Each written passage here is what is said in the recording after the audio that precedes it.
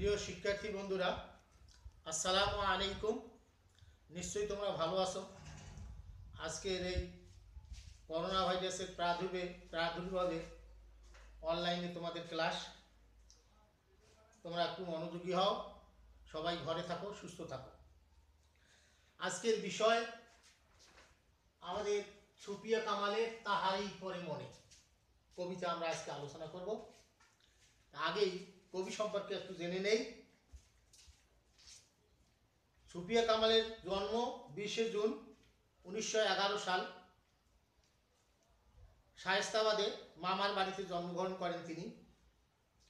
পিতা সৈয়দ আব্দুল বারি, মাতা সাবেরা খাতুন। ইনি 20শে নভেম্বর 1999 সালে ঢাকায় ইন্তেকাল করেন। তিনি বাংলাদেশের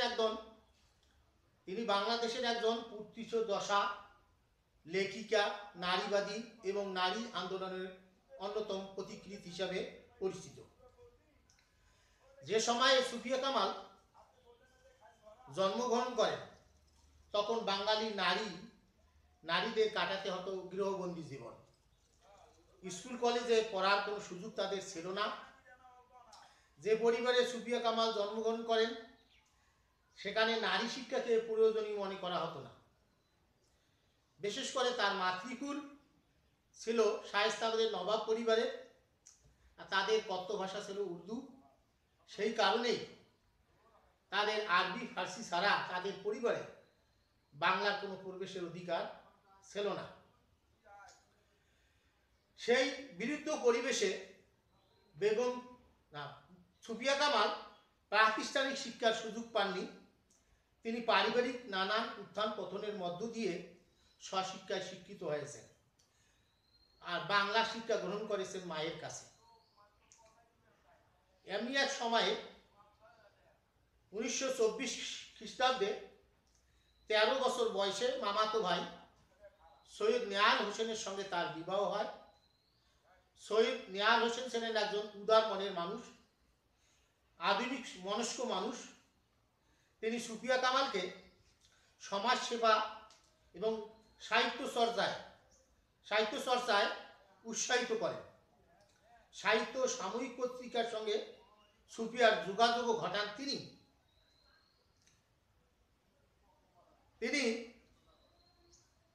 নারীদের কিভাবে শিক্ষিত হতে হয়, কিভাবে নারী আন্দোলন করতে হয়, নারীদেরকে জাগাতে হবে, তার প্রতীক্ষিত ছিলেন তিনি। তার উল্লেখযোগ্য গ্রন্থ হচ্ছে সাজের মায়া, মায়া কাজল, কেয়া কাটা, উদাত্ত পৃথিবী। এছাড়াও তিনি গল্প, প্রবন্ধ, ভ্রমণ কাহিনী এবং স্মৃতিকথাও লিখেছেন। পুরস্কার পেয়েছেন অনেক। তিনি বাংলা একাডেমি পুরস্কার, 21 পদক, নাসিরুদ্দিন স্বর্ণ পদক সহ বিভিন্ন পদকে ভূষিত হয়েছিলেন। আজকে আমরা তার আলোচ্য তাহারি পরে মনে কবিতাটি আলোচনা করব। তার আগে আমরা জেনে নেই যে কবিতার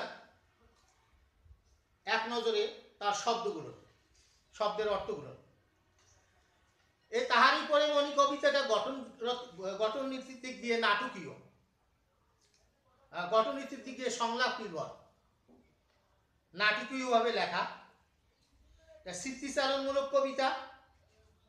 কবিতাটি 2টি বিষয় উল্লেখ করা হয়েছে: প্রিয়জন হারানোর বেদনা ঘন বিষণ্ণতার সুর, প্রকৃতির অপরূপ সৌন্দর্য যেটি মানুষের মনে আনন্দমুখর মনোভাব তৈরি করে। একটি ঋতু আছে, ঋতুর নাম বসন্ত। 2টি বাংলা মাস, মাঘ ও ফাল্গুন। বসন্তের উল্লেখ আছে 4 বার, ফাল্গুনের উল্লেখ আছে 3 বার। 30টি লাইন। কোন দুয়ার খুলে গেছে, এখানে দুয়ার বলতে দক্ষিণ দুয়ারকে বোঝানো হয়েছে। কেশের ফুল ফুটেছে বাতাবি লেবুর, কেশের মুকুল ফুটেছে আমের। সমীর কোন দিকের দক্ষিণা, সমীর অর্থ বাতাস, পাতার অর্থ সমুদ্র, কোহিলি অর্থ কুয়াশা, উত্তরী অর্থ চাদর। অলোক অর্থ অলক্ষ্য, অর্থাৎ দৃষ্টি যেখানে তার সীমানা খুঁজে পায় না বা যার শেষ প্রান্ত দেখা যায় না। মাধবীকুড়ি কি? মাধবীকুড়ি হলো বাসন্তী লতা বা তার ফুল। অর্ঘ্য অর্থ হলো পূজা উপকরণ। 1935 খ্রিস্টাব্দে এই কবিতাটি মাসিক মোহাম্মদীতে প্রকাশিত হয়, আর ছন্দ হলো অক্ষরবৃত্ত ছন্দে এই কবিতাটি রচিত। এ কবিতার আলোচ্য বিষয় হলো যে এ কবিতায় প্রকৃতি ও মানব মনের সম্পর্কে একটি গুরুত্বপূর্ণ দিক তুলে ধরা হয়েছে। সাধারণভাবে প্রকৃতির সৌন্দর্য মানব মনের অপরূপ আনন্দের উৎস। বসন্ত প্রকৃতির অপরূপ সৌন্দর্য কবি মনে আনন্দের শিহরণ জাগাবে এবং তিনি তাকে ভাবে, সুরে, ছন্দে দর্শকের সামনে বা পাঠকের সামনে তুলে ধরবেন, এটাই প্রত্যাশিত। কিন্তু কবিমন যদি কোনো কারণে শোকাচ্ছন্ন কিংবা বেদনা ভারাতুর থাকে, তবে বসন্ত তার সৌন্দর্য সত্ত্বেও কবির অন্তরকে স্পর্শ করতে পারে না, যা ঘটেছে সুবিয়ে কামালের জীবনে। এ কবিতায় কবির ব্যক্তিগত জীবনে দুঃখময় ঘটনার ছায়াপাত ঘটেছে। তার সাহিত্য সাধনার প্রধান সহায়ক ও উৎসাহদাতা স্বামী সৈয়দ নেহাল হোসেনের আকস্মিক মৃত্যুতে তার জীবনে নেমে আসে প্রচণ্ড শূন্যতা। তার ব্যক্তি জীবন ও কাব্য সাধনার ক্ষেত্রে নেমে আসে দুঃসহ বিষণ্ণতা। কবিমান আসন্ন হয়ে যায় রিক্ততার হাহাকারে। তাহারই পরে মনে কবিতাকে আসন্ন করে আসে সেই রিক্ততার সুর। এখানে কবি বসন্ত এলেও উদাসীন, কারণ তার প্রিয়জন হারানোর বেদনাটাই তার বারবার মনে আসছে, বিধায় তিনি বসন্তকে অভিবাদন করতে পারছেন না। এইভাবে কবিতাটা বিষয়বস্তুকে তুলে ধরা হয়েছে। এখানে কবিতাটা নাটকীয়। কবিতাতে দুটি সত্তা কাজ করতেছে, একটা হলো কবি সত্তা আর একটা হলো পাঠক সত্তা। কবি সত্তা প্রশ্ন করতেছে, পাঠক অর্থাৎ কবি ভক্ত উত্তর দিচ্ছেন নাটকীয়ভাবে। আবার কবি সত্তা প্রশ্ন করতেছেন, কবি ভক্ত প্রশ্ন করতেছেন, কবি সত্তা উত্তর দিচ্ছেন। এইভাবে নাটকীয়ভাবে কবিতাটা আমাদের সামনে উপস্থাপন করা হয়েছে। এখন আমরা কবিতাটা আলোচনা করব। হে কবি নীরব কেন, ফাগুন যে এসেছে ধরায়, বসন্তে বলিয়া তুমি লবে নাকি তব বন্দনায়। কবি ভক্তের প্রশ্ন যে প্রকৃতিতে বসন্তের ডালা নিয়ে, বসন্তের আবির্ভাব, বসন্তে বলিয়া তুমি লবে নাকি তব বন্দনায়। তুমি হে কবি তুমি নীরব কেন? তুমি এই যে বসন্তের আবির্ভাব, তোমার বসন্তের গান গেয়ে বসন্তকে অভিবাদন করে, সেটাকে কি তুমি বরণ করে নেবে না?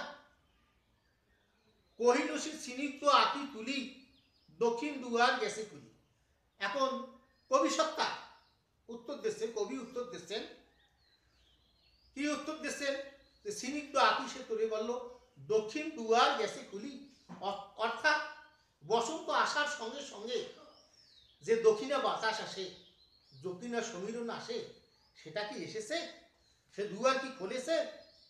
বাতাবি লেবুর ফুল ফুটেছে কি আমের মুকুল, দক্ষিণা সমীর তার গন্ধে গন্ধে হয়েছে কি অধীর আকুল।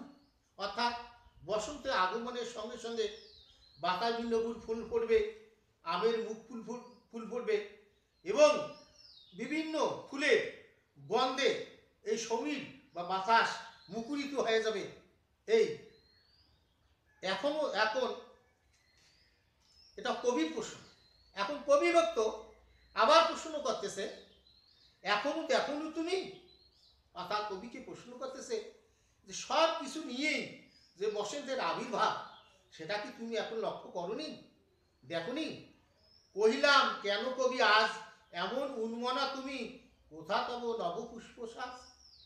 অর্থাৎ কবিভক্ত বলতেছে যে কেন আজ এমন উন্মনা, এমন উদাসী, যে এই বসন্তকে, বসন্তের আবির্ভাবে তুমি নতুন সাজে সজ্জিত হবে, বসন্তকে অভিবাদন করার জন্য সেই সাজ তোমার কোথায়? এটা প্রশ্ন করতেছে।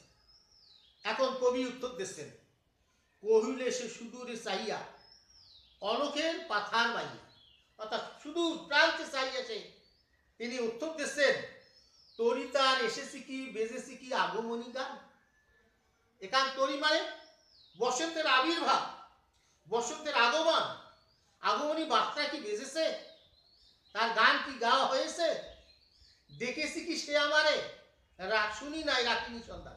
হয়তো সে আমাকে ডেকেছে, আমাকে অভিবাদন করেছে, কিন্তু আমি আমার প্রিয়জন হারানোর বেদনায় শোকাতুর থাকার কারণে আমি হয়তো সেটা শুনি নাই, সন্ধানও রাখিনি। কহিলাম, কবিভক্ত বলতেছে এখন, কহিলাম ওগো কবি রসিয়া লহনা আজো গীতি, বসন্ত বন্দনা তব কণ্ঠে শুনি এমর মিনতি। এখন কবিভক্ত বলতেছে যে আজকে গান রচনা করে তুমি বসন্তকে অভিবাদন করো, বসন্তকে গ্রহণ করো, এইটাই আমার মিনতি, এটা আমার আকুতি। এখন কবি বলতেছেন, কহিল সে মৃত্যু স্বরে আসি, নাই হলো না হোক এবারে, আমার এই গাহিতে গান বসন্তেরে আনিতে বড়িয়া, রহেনি সে ভুলিনি তো এসেছে তা ফাগুনে সরিয়া। যে এবার না হলো নাই, বসন্তে যে আমার অভিবাদনের অপেক্ষা, আমাদের গ্রহণ করার অপেক্ষায় যে অপেক্ষা করছে তা তো না, সে কিন্তু এসে গেছে। সে ফাগুনকে স্মরণ করে তার প্রকৃতিতে আসার কথা ভুলেনি, সে অবশ্যই এসে গেছে। এখন কবিভক্ত বলতেছেন, কহিলাম ওগো কবি অভিমান করিস কি তাই, তুমি কি গোস্বা করেছো, তুমি কি অভিমান করেছো? বুঝলাম, তোমার কথায় বুঝলাম যে ফাগুন আসার সঙ্গে সঙ্গে বসন্তর আবির্ভাব হয়েছে, কিন্তু যদিও এসেছে তবু তুমি তার করিলে ব্যর্থায়। তুমি কেন তাকে ব্যর্থা করলে? অর্থাৎ তোমার অভিবাদন ছাড়া বসন্তের আগমনটা এটা ব্যর্থা হয়ে গেছে। কোনো বসন্তের আবির্ভাবের মধ্যে কোনো একটা আমেজ বা উৎসাহ উদ্দীপনা আমরা দেখি না। কহিল সে পরম হেলায় ব্যর্থা কেন ফাগুন বেলা। এখন কবি বলতেছেন, কবি সত্তা বলতেছেন, কহিল সে পরম হেলায় ব্যর্থা কেন ফাগুন বেলা। সে অলস ভরে, অলস ভরে সে বলতেছে যে কেন ব্যর্থা কেন হবে, ফাগুন তো এসেছে, ফুল কি ফুটিনি সাথে পুষ্পরতি রবেনি কি ঋতুরাজন, মাধবী কুড়ির বুকে গন্ধ নাই করে নাই অর্ঘ বিরসন। যে ফুল ফুটেছে, গাছে গাছে কি ফুল ফোটে নাই, পুষ্পরতি কি রবে নেই ঋতুরাজন, বসন্ত ফুলের ফলে সুশোভিত হয়নি, মাধবীর কুড়ির বুকে কি গন্ধ ফোটেনি, গন্ধ আসেনি, করে নেই অর্ঘ, তারা কি পূজা অর্ঘ পূজা বা অর্ঘ নিবেদন করেনি, সবই তো করেছে। তো কবিভক্ত বলতেছে, হ্যাঁ বুঝলাম তোমার কথা, তবু বসন্ত সবই হয়েছে, কিন্তু তবু বসন্তের প্রতি কেন এই তব তীব্র বিমুখতা। আমি জানলাম বা বুঝলাম যে সব কিছু হয়েছে, প্রকৃতিতে বসন্ত এসেছে, কিন্তু তোমার এই বসন্ত থেকে তুমি মুখ ফিরিয়ে নিয়েছো কেন? কইলাম অপেক্ষায় ঋতুরাজি কেন কবিতা কথা, তুমি এই বসন্তকে উপেক্ষা করে অবজ্ঞা করে তাকে তুমি কেন বেদনা দিচ্ছ? কহিল সে কাছে সরে আসি, সে একটু কাছাকাছি, মানে কি একটু পাঠকের মনের কাছাকাছি এসে তিনি বললেন, কুহিলি উত্তরি তলে মাগের সন্ন্যাসী সন্ন্যাসী গিয়াসে চলিয়া ধীরে পুষ্পঝূর্ণ দিগন্তের পথে রিক্ত হস্তে তাহারই পরে মনে ভুলিতে পারি না কোনো মতে। অর্থাৎ এই যে উত্তরীয় কুয়াশা ঘন মাঘ মাসের শীতে প্রকৃতি রিক্ত করে দিয়েছে, নিঃস্ব করে দিয়েছে, এই রিক্ততা এবং নিঃস্বতা কবির বারবার মনে করতেছে। তার মানে এই রিক্ততা এবং নিঃস্বতার মধ্যে দিয়ে তার পূর্ববর্তী স্বামী তার প্রিয়জন শহীদ নিহাল হোসেনের কথা বারবার মুখে মনে আসতেছে বিদায় তিনি বসন্তকে গ্রহণ করতে পারতেছেন না, অভিবাদন করতে পারতেছেন না। অর্থাৎ এখানে মাঘ মাসের প্রকৃতির রিক্ততার মধ্য দিয়ে তার পূর্ববর্তী স্বামীর কথাই বারবার তার মনে পড়তেছে। ধন্যবাদ সবাইকে, আবার কথা হবে পরবর্তী ক্লাসে। খোদা হাফেজ।